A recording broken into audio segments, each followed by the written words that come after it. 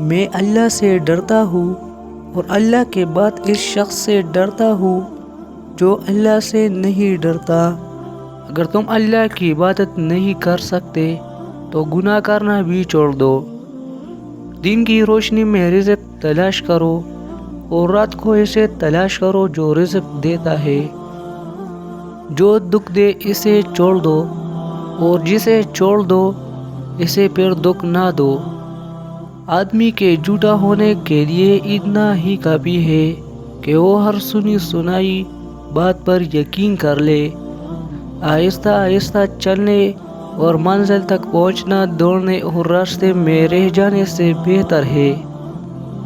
شیخ Saadi رحمۃ اللہ علیہ سے کسی نے حال پوچھا تو آپ نے فرمایا کہ اللہ کی نعمتیں کھا کر دانت ٹوٹ گئے مگر زبان ناشکری سے باز نہیں آتی۔ سب سے بڑا سخت گناہ وہ ہے جو اس کے کرنے والے کی نظر میں چھوٹا ہوتا ہوئے۔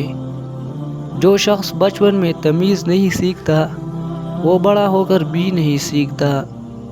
اس سے تو خاموشی بہتر ہے کہ کسی کو دل کی بات کہہ کر پھر اس کو کہا جائے کہ اس کو کسی سے نہ کہنا۔ اچھی عادت کی مالکہ نیک اور پاک دامن عورت اگر فقیر کے گھر میں بھی ہو تو اسے بادشاہ بنا دیتی ہے۔ اگر زندگی اتنی ہی اچھی ہوتی تو کوئی بھی دنیا میں روتے ہوئے نہ آتا۔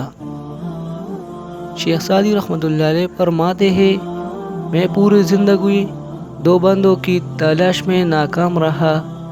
ایک وہ جس نے اللہ کے نام پر دیا اور وہ غریب ہو گیا، اور دوسرا جس نے ظلم کیا اور وہ اللہ کی پکڑ سے بچ گیا ہو۔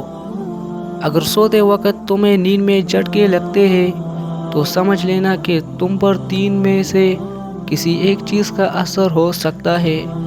نمبر 1 کالا جادو، نمبر 2 کوئی سایہ، نمبر 3 کسی چیز کے خواب میں مبتلا رہنا۔